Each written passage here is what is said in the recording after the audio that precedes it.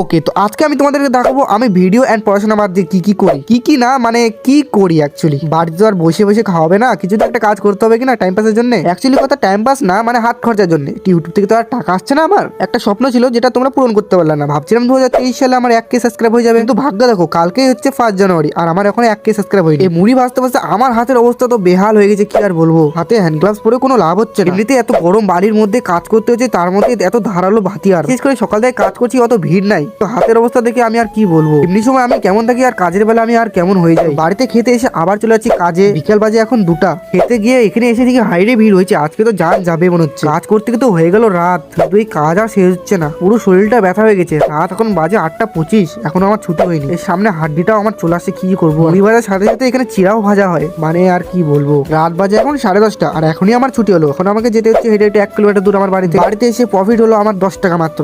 আজকের জন্য এটুকুই, টাটা।